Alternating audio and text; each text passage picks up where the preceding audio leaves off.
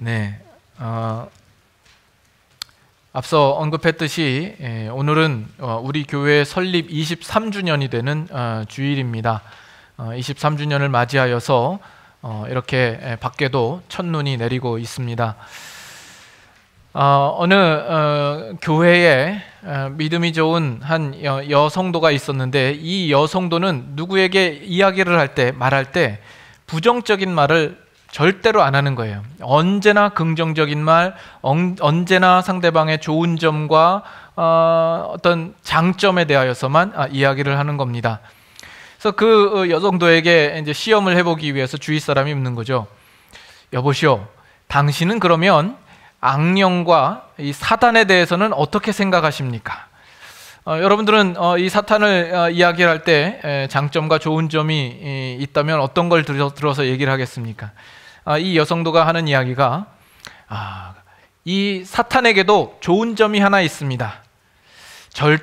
쉬지 않고 일한다는 점이죠. 그게 좋은 점인지는 모르겠습니다만 그것은 사실이죠. 사탄이 쉬지 않고 일하고 있고, 그렇기 때문에 우리는 또한 쉬지 않고 긴장하는 마음으로 신앙생활을 하지 않으면 안 됩니다. 오늘 우리 교회가 23주년을 맞이하고 있는 가운데 우리는 끊임없이 우리를 공격하고 있고 시험하고 있고 유혹하고 있는 이 사단의 계략들에 대하여서 얼마만큼 긴장하고 있고 우리가 바로 서고 있는지를 한번 돌아보아야 할 것입니다. 우리가 몇 해 전부터 우리 교회 설립 주일이 되면 이 요한계시록에 나와 있는 소아시아의 7교회를 향하여서 예수님께서 하신 말씀들을 하나하나 짚어서 우리가 생각해보고 있습니다. 작년에 어느 교회를 두고 우리가 함께 나누었는지 여러분 기억하시는 분이 있습니까? 기억하시면 참 대단한 겁니다. 저도 작년에 어느 교회를 나누었더라 기억이 안 나서 작년 이제 설교를 이렇게 뒤져보고 작년에는 두아디라 교회에서 나누었구나 생각을 하고 이제 오늘은 4대 교회에 대하여서 이제 우리가 함께 나눠보게 될 겁니다. 아마 이 7교회를 나누기로 시작하고 그 첫 시간에 여러분들에게 이야기했을 것으로 생각이 됩니다만,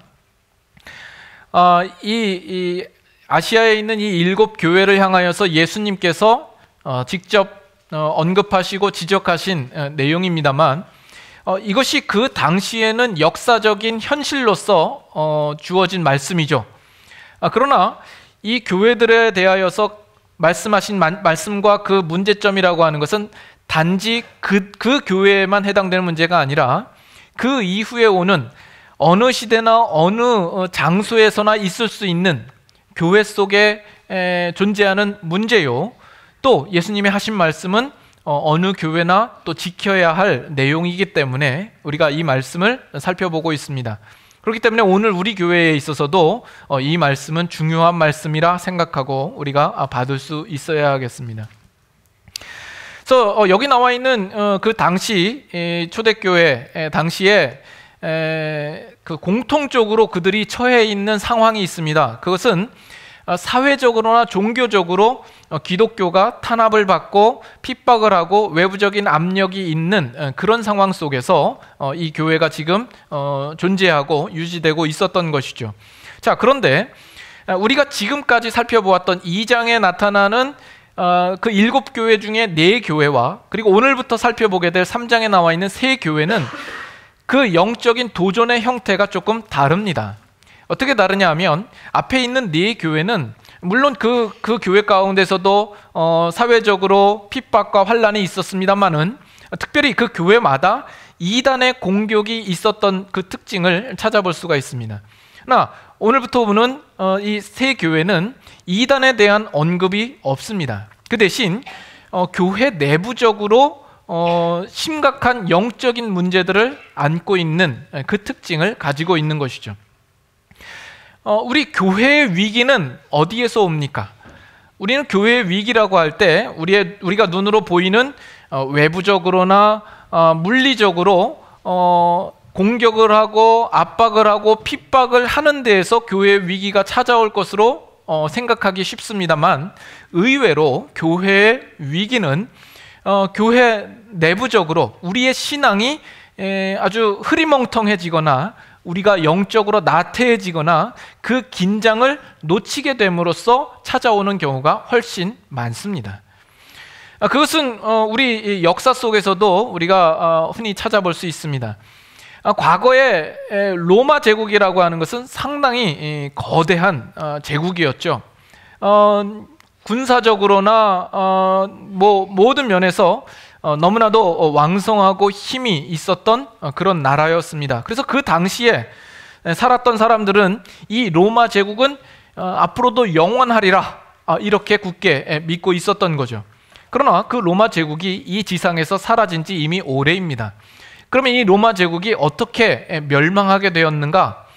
그 멸망 원인에 대하여서는 학자마다 조금 다른 견해가 있습니다만, 그래도 대체적으로 모두가 인정하는 것은 무엇이냐면, 그 당시에 계속된 주변 나라의 이민족의 침입이 있었지만 로마가 결정적으로 무너지게 된 것은 그 침략한 민족의 힘과 권세에 눌려서 망한 것이 아니라 그 전부터 로마 내부에 어떤 그런 심각한 타락한 모습과 부패한 것과 썩어진 것이 있어서 그것이 로마의 멸망으로 치닫게 하는 원인이 되었다라고 이야기를 하고 있습니다. 우리 개인의 신앙도 마찬가지입니다. 우리 개인의 신앙의 위기가 어떻게 찾아옵니까?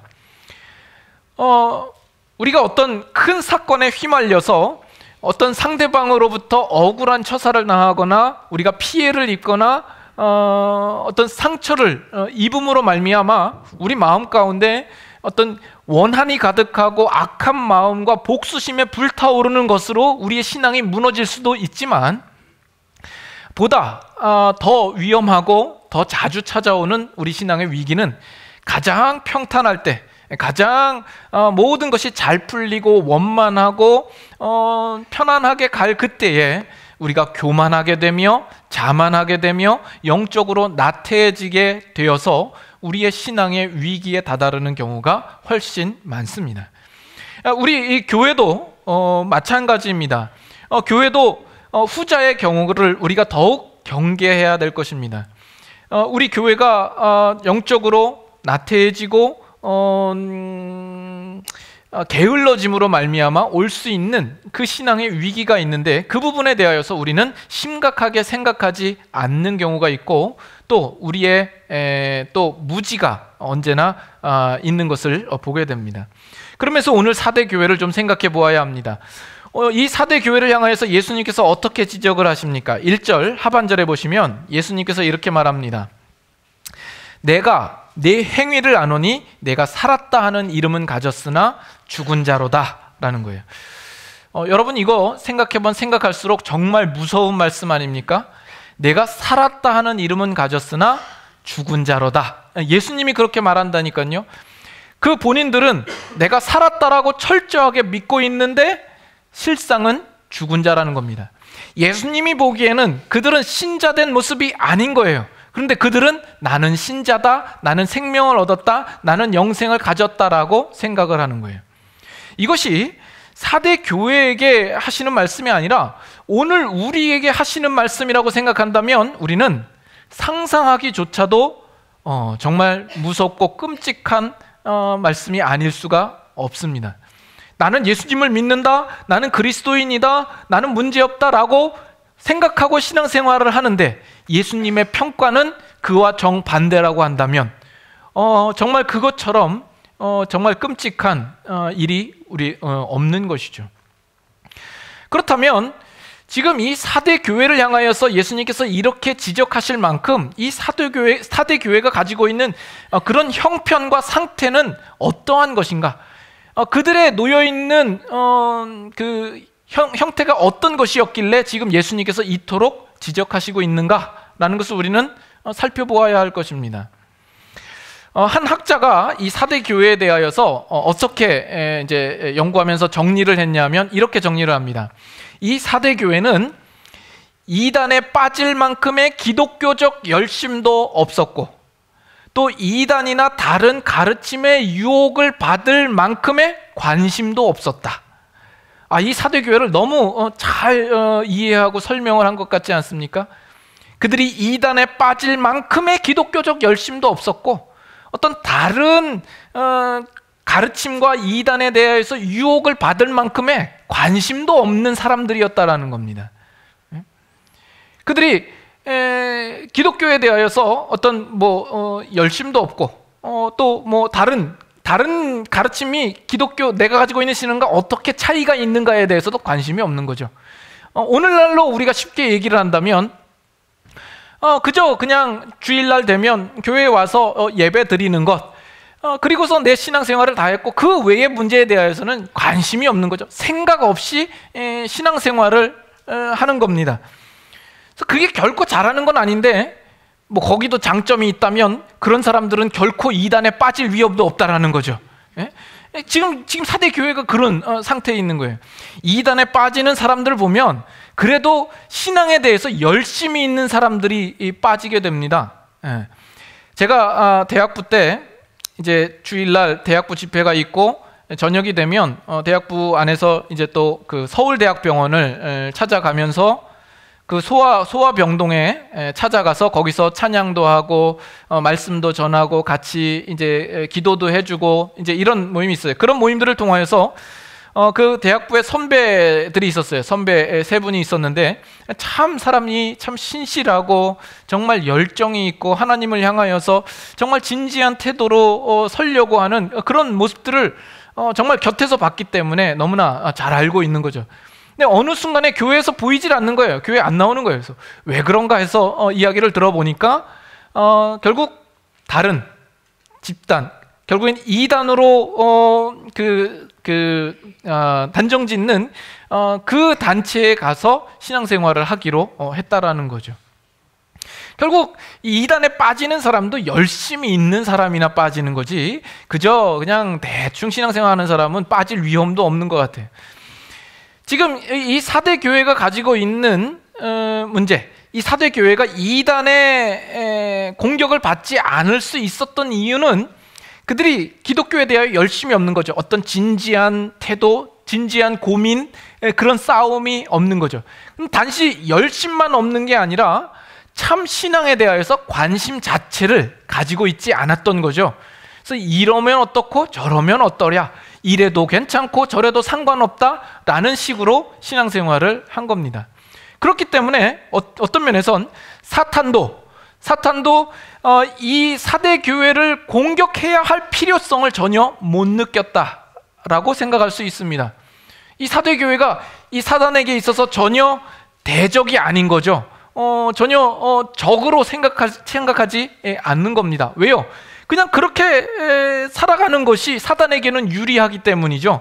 신앙생활을 하는데 전혀 관심도 없고 그냥 방관하면서 무관심 속에서 전혀 문제의식을 느끼지 못하는 상태로 신앙생활을 하는 거, 이거 사탄이 아주 바라고 있는 거죠.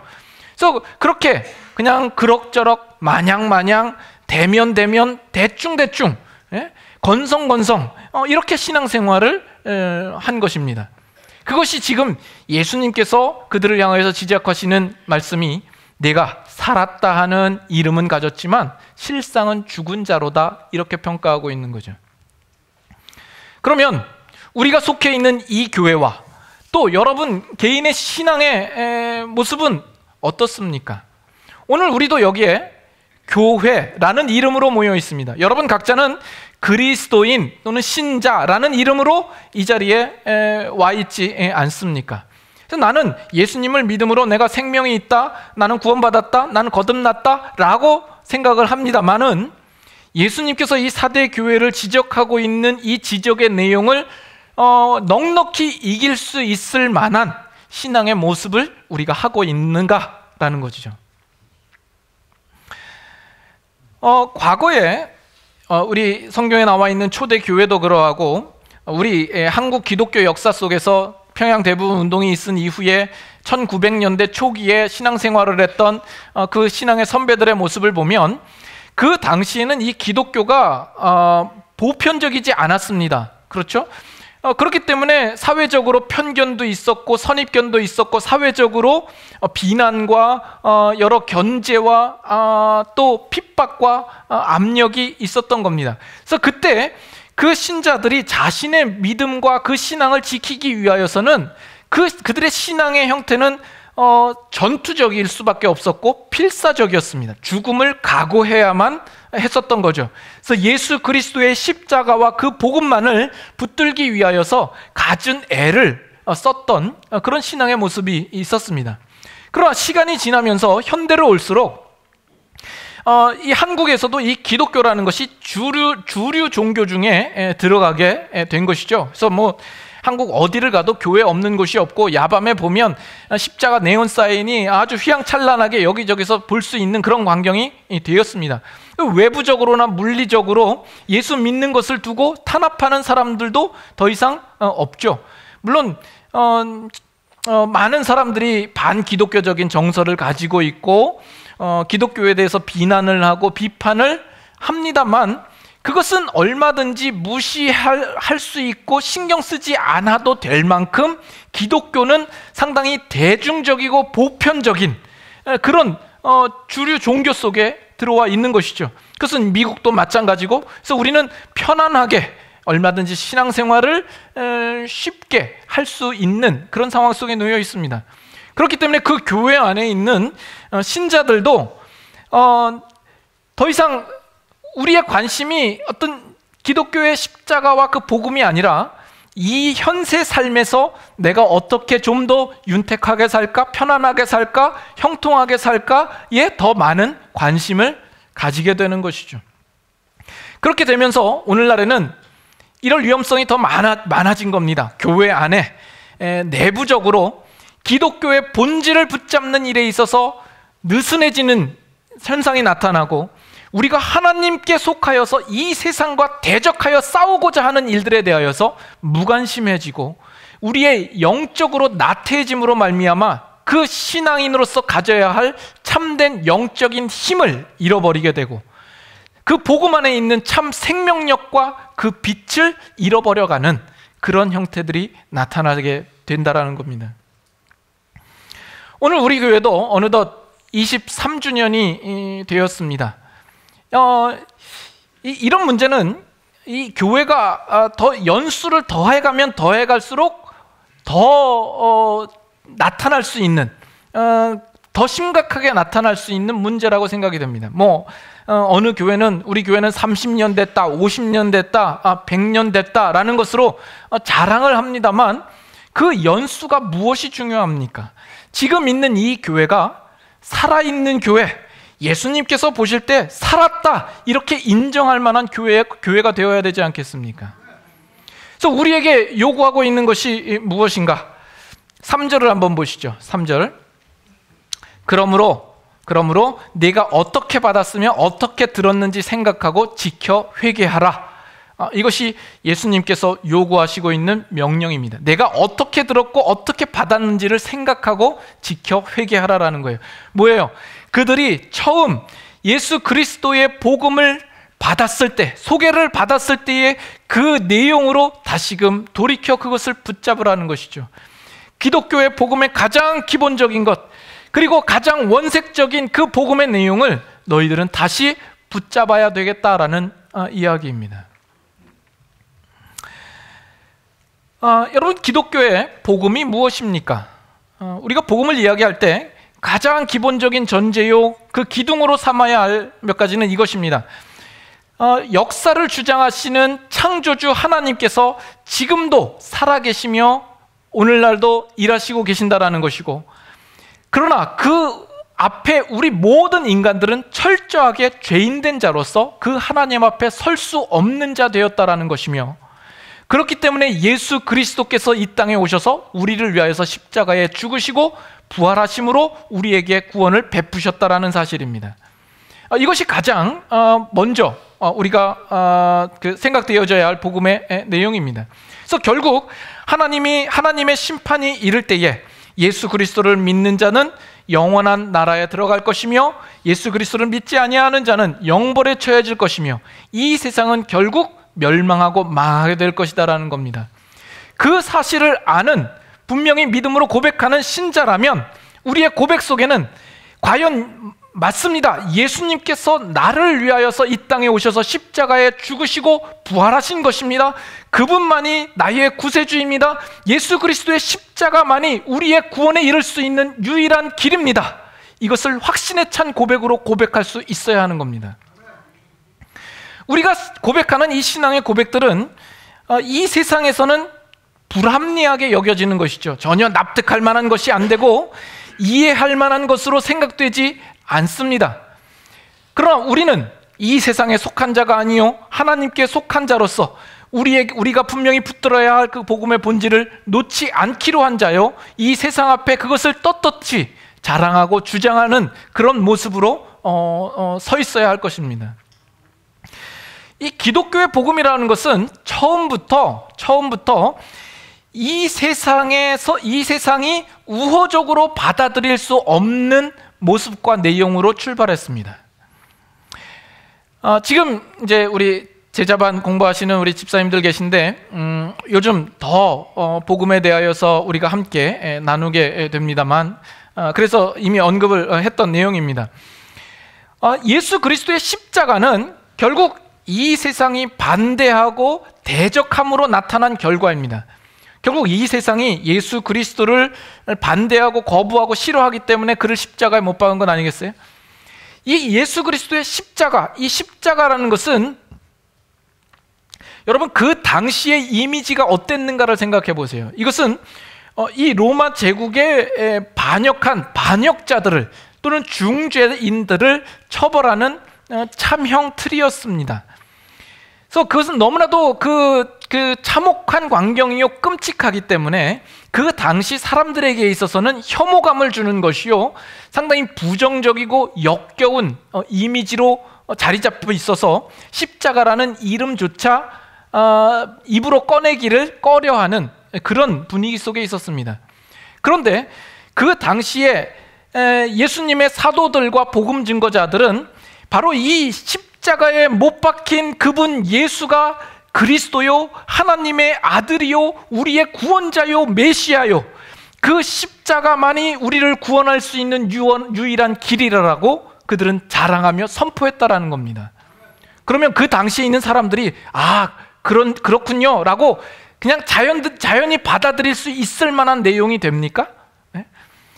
그들이 생각할 때는 이 십자가에 못 박힌 예수라는 것은 상당히 주장하는 내용이 몰상식하고 비상식적이며 이해될 수 없고 납득할 수 없는 내용이 아니겠습니까? 그래서 성경도 바울이 이야기를 하죠. 십자가의 도가 유대인들에게는 꺼리는 것이요 이방인들에게는 미련한 것이로다, 이렇게 이야기를 하죠. 그래서 그 당시에 이방인들이 기독교의 복음에 대해서 어떻게 설명하냐면 기독교의 복음은 변태적이다, 그리고 황당한 신화이다, 그리고 정신장애자들이 하는 이야기이다, 이렇게 단정지었다는 겁니다. 그러나 초대교회는 예수 그리스도와 그의 십자가를 자랑하고 선포했던 것이죠. 그 세상이 아무리 시험하고 공격하고 도전하고 핍박하고 어려움을 준다 할지라도 그들은 예수 그리스도, 그분이 우리의 구원자요 그 그리스도의 십자가만이 참된 복음이라고 그들은 힘껏 목소리 높여 외쳤다라는 것이죠. 그래서 그 당시에 예수님을 믿고 신앙을 가진다라고 하는 그것은 그 사회로부터 또는 주변 사람으로부터 아주 이상한 사람을 취급받고 당신은 미쳤다라는 그런 소리를 감내해야만 그 믿음을 가질 수 있었던 것입니다. 오늘날처럼 그저 세상에서 그냥 아무 일 없이 중립적으로 살다가 그냥 주일날만 되면 성경책 끼고 나와서 예배 한번 드려주는 것으로 우리의 신앙의 역할을 다한 것처럼 생각하는 것과는 확연하게 천지 차이 정도로 다른 모습인 거죠. 오늘날 우리는 어떤 신앙인가라는 겁니다. 술에 술 탄 듯 물에 물 탄 듯, 이래도 상관없고 저래도 상관없는 그런 모습의 신앙생활이 아닌가. 지금 4대 교회가 가지고 있는 문제가 그 문제예요. 어떤 면에서는 우리 안에서도 얼마든지 일어날 수 있는 문제라는 사실에 대하여서 우리는 긴장해야 됩니다. 지난주 목요일쯤인가요? TV를 켰더니 그 목요일마다 풋볼을 하죠. 그래서 미네소타와 달라스랑 풋볼하는 경기를 이렇게 보고 있었습니다. 제 둘째 딸이 묻는 거예요. 아빠는 누가 이겼으면 좋겠어? 달라스가 이겼으면 좋겠어? 미네소타가 이겼으면 좋겠어? 제가 뭐라 그러겠어요? 아무나 이기면 되지. 이기는 팀 우리 팀. 이런 거죠. 아무나 이겨도 상관이 없는 거죠. 뭐 제가 그 어디에 소속된 것도 아니고 그냥 보는 거지 뭐. 그렇지 않습니까? 여러분들의 소속은 어디입니까? 이 세상에 사는 동안에 여러분들의 소속은 어디입니까? 여러분들이 이 신앙을 바라보는 것이 그저 TV를 시청하듯이 그냥 제3자의 입장에서 바라보는 위치일 수는 없는 겁니다. 여러분들이 정말 예수 그리스도를 믿는 자요 신자라고 한다면 여러분들은 이 세상에서 여러분들이 사는 모든 인생과 그 모든 삶에 걸쳐서 우리의 믿는 바 예수 그리스도의 복음의 참 원칙과 그 방향과 그 목적을 따라 하나님의 사람으로 살 수 있어야 합니다. 오늘 우리 교회와 우리의 모습은 어떠해야 되겠습니까? 이 사대 교회를 향하여서 예수님께서 너희는 살았다 하는 이름은 가졌지만 죽은 자로다 라는 이 평가와는 정반대되는 그 평가를 우리가 들어야 되지 않겠습니까? 교회라고 하는 것은 이 세상에서 얼마나 큰 일을 해내고 선교사를 몇백 명을 배출해서 보내고 또는 이 지역사회에 우리가 얼마만큼 이바지하느냐 하는 이런 문제들은 사실 부차적인 문제입니다. 그것은 본질적인 문제가 아닙니다. 물론 우리가 할 수 있는 대로 기회되는 대로 우리가 그 일들을 감당해야 할 것입니다. 또 우리 교회도 그 부분에 있어서 더욱 지혜를 달라고 구해야 할 것입니다. 그러나 그것은 교회로서 가져야 할 본질적인 사명과 본질적인 문제는 아닙니다. 거기에는 생명이 없다라는 점입니다. 생명은 오직 그리스도의 복음 안에만 있는 것입니다. 우리 교회가 가져야 할 초점은 어디에 있습니까? 여러분의 개인의 신앙생활 속에서 어디에 초점을 두고 있습니까? 우리는 무엇에 관심을 가져야 할 것이며 무엇을 목표하고 살아야 할 것입니까? 오늘날 기독교의 복음이 시간이 지날수록 그 색깔이 점차 바래지고 있습니다. 이 세상에 있는 사람들이 얼마만큼 공감을 얻을 수 있는 복음으로 만들 수 있을까? 이 세상 사람들이 얼마든지 이해할 만한 복음이 되도록 하기 위하여서 오늘날 이 복음은 상당히 변질되고 희석시켜진 그 복음으로 소개되어질 때가 너무나도 많은 겁니다. 이 부분에 대해서 여러분들이 실감이 별로 없죠. 제가 지난주에 아주 쇼킹한 이야기를 들었습니다. 이제 이 시카고에 있는 목사님들하고 이제 주중에 한 번씩 만나서 운동을 하거든요. 이렇게 운동하면 뭐 사실 여러 교단에 계신 목사님들과 함께 같이 이제 운동을 하고 또 뭐 기회가 되면 또 맥도날드나 이런 데 가서 음료수 마시면서 서로 이야기도 하게 되고 그럽니다. 근데 그 중에 한 분에 계신 목사님은 우리랑 전혀 다른 이제 교단이죠. 그래서 제가 어느 정도 이제 알고는 있습니다. 우리랑은 다르게 조금 리버럴한 색채를 가지고 있는 그런 그 신앙이다라는 것은 알고 있습니다. 그래서 예전에도 한번 어떤 이야기가 있었냐면 이야기하는 중에 하나님 아버지에 대한 이야기가 나왔는데 이제 이분이 하시는 말씀이 하나님은 성이 어디냐라는 거죠. 하나님을 아버지라고 부를 수 없다라는 거예요.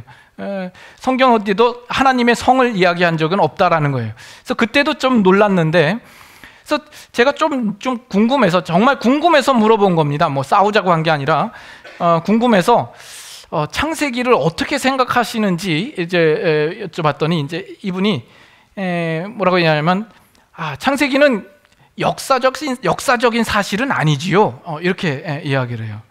그래서 그러나 우리는 이 성경의 창세기를 분명한 역사적인 사실로서 그렇게 믿고 고백하고 있습니다. 이분이 그 창세기가 씌어진 시기가 언제인데 그것을 어떻게 사실로 믿을 수 있습니까? 라고 이야기를 하는 거예요.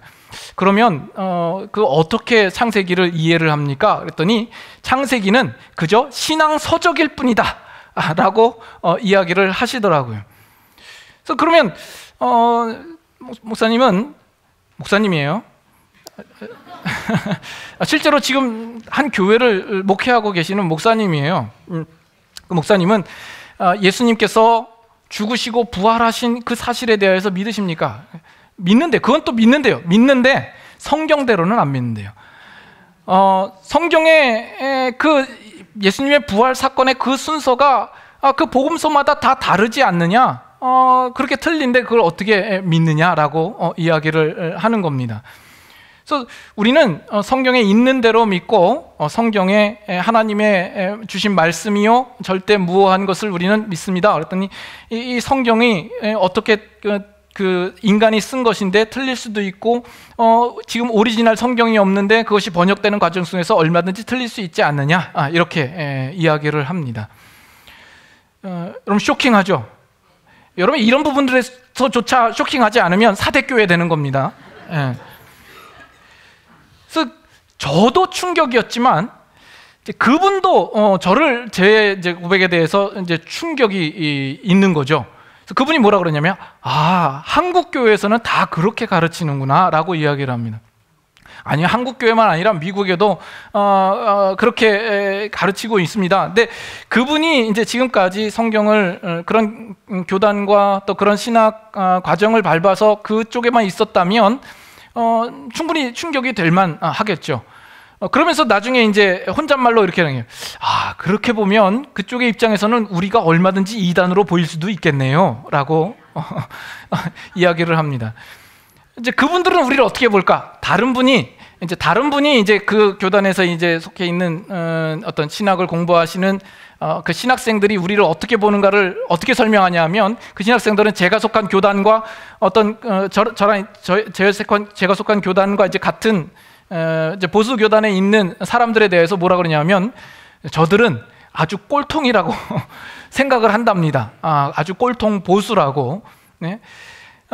그런데 저는 꼴통 보수라고 그렇게 비난을 받는다 할지라도 제가 믿는 예수 그리스도의 복음과 성경의 권위에 대하여서 저는 부정할 마음이 조금도 없습니다.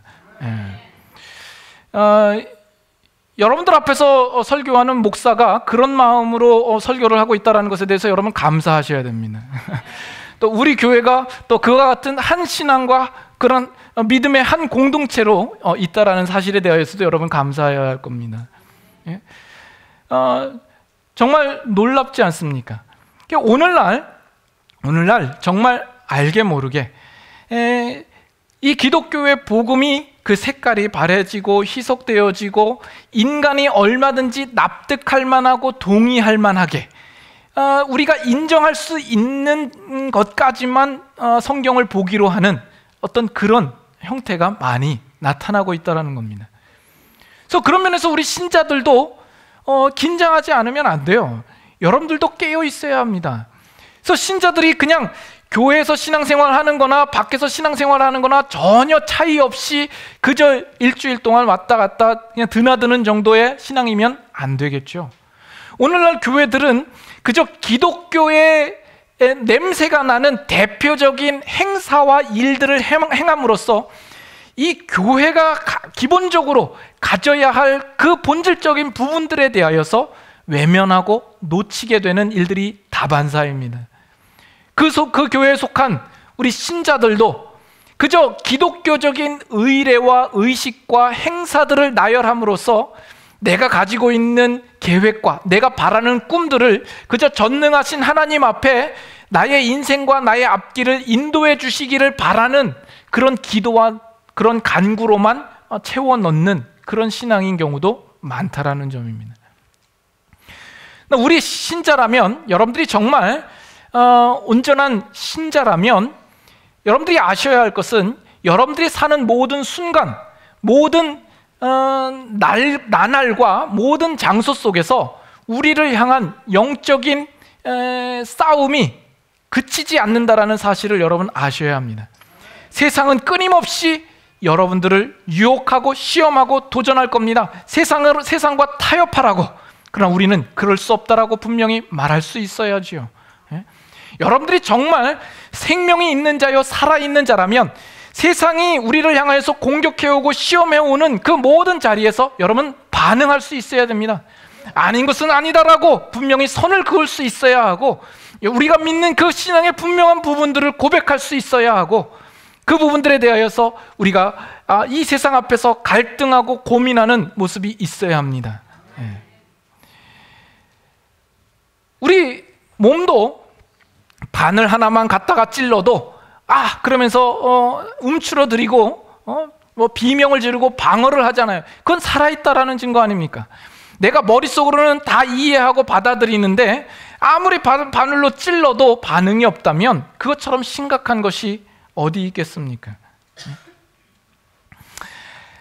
사도행전 4장 한번 보시겠습니다. 사도행전 4장.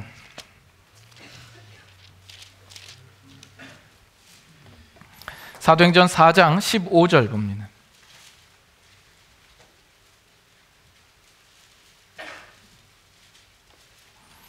사도행전 4장 15절. 명하여 공회에서 나가라 하고 서로 의논하여 이르되 이 사람들을 어떻게 할까? 그들로 말미암아 유명한 표적 나타난 것이 예루살렘에 사는 모든 사람에게 알려졌으니 우리도 부인할 수 없는지라. 이것이 민간에 더 퍼지지 못하게 그들을 위협하여 이후에는 이 이름으로 아무에게도 말하지 말게 하자 하고 그들을 불러 경고하여 도무지 예수의 이름으로 말하지도 말고 가르치지도 말라 하니 베드로와 요한이 대답하여 이르되 하나님 앞에서 너희의 말을 듣는 것이 하나님의 말씀을 듣는 것보다 옳은가 판단하라. 20절 다 같이 있습니다.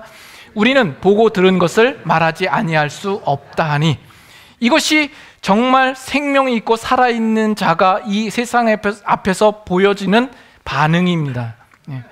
이 세상의 권세자들이 아무리 위협하고 말하지 말라고 한다 할지라도, 그들이 채찍을 가하고 감옥에 갇히게 만든다 할지라도 우리는 하나님께서 우리에게 명하신 것을 사람의 말보다 더 권위 있게 생각하며 우리의 보고 들은 바를 전하지 않으면 안 되는 그 증인된 모습을 살아야 할 것이라는 거죠.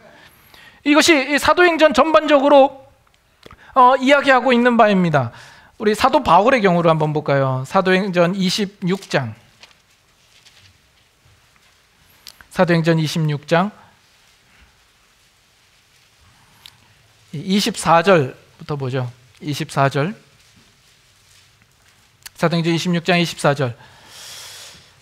바울이 이같이 변명하며 베스도가 크게 소리내어 이르되 바울아 네가 미쳤도다. 내 많은 학문이 너를 미치게 한다 하니 바울이 이르되 베스도 각하여 내가 미친 것이 아니요 참되고 온전한 말을 하나이다. 왕께서는 이 일을 아시기로 내가 왕께 담대히 말하노니 이 일에 하나라도 아시지 못함이 없는 줄 믿나이다.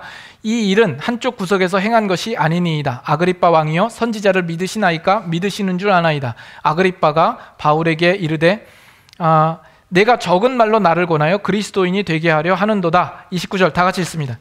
바울이 이르되 말이 적으나 많으나 당신뿐만 아니라 오늘 내 말을 듣는 모든 사람도 다 이렇게 결박된 것 외에는 나와 같이 되기를 하나님께 원하나이다 하니라. 지금 이 사도 바울이 왕과 총독 앞에서 신문을 받고 있는 거예요. 얼마나 그 권위와 그 힘 앞에서 두려울 수밖에 없는 상황입니까? 총독이 네가 미쳤도다 이렇게 말하고 왕이 이야기를 하는데 이 사도 바울이 그 앞에서 뭐라고 이야기를 합니까?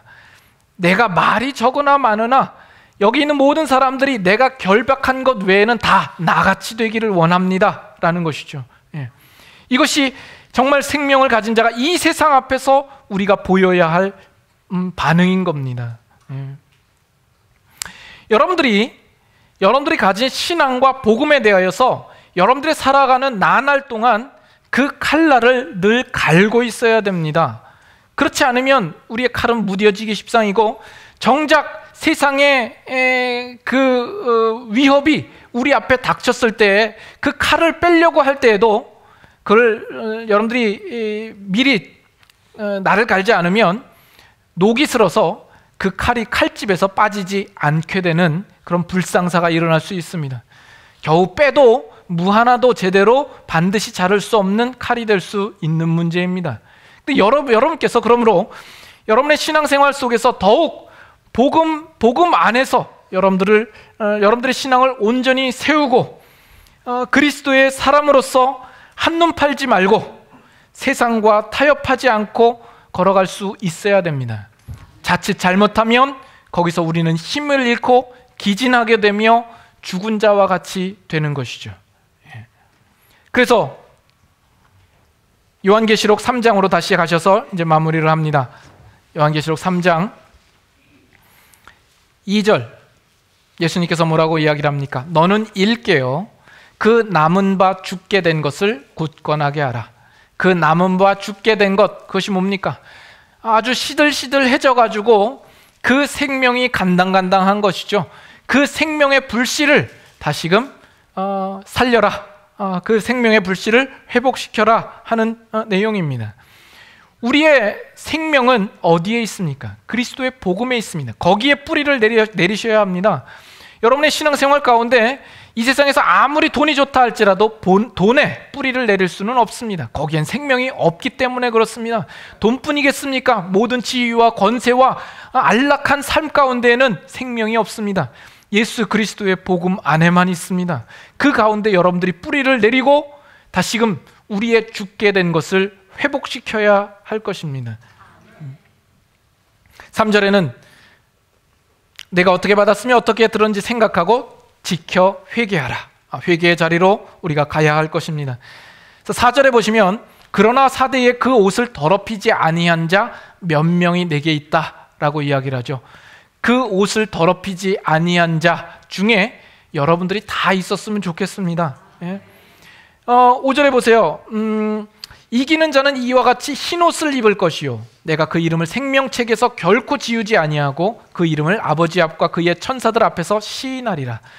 우리의 옷을 예수 그리스도의 보혈에 적셔서 빨아 흰 옷처럼 우리가 입어야 할 것입니다. 그 거룩함을 유지하고 이 세상에 더럽힘을 받지 않는 모습으로 서야 할 것입니다. 그런 자들을 예수님께서 생명책에 기록하신다 말씀하시고 하나님과 천사 앞에서 그 이름을 시인하시겠다라고 말씀하고 있는 거예요. 그 자리에 여러분들이 있으면 좋겠습니다. 또 우리 교회가 그렇게 인정받기를 원합니다. 그래서 사대 교회에 평가했던 평가와 전혀 다른 평가, 세상 모든 사람들이 우리를 향하여서 죽었다고 하지만 너희는 실상은 살은 자들이라. 이렇게 평가되는 저와 여러분들 또 우리 교회가 될 수 있기를 소망합니다. 함께 같이 찬양하겠습니다.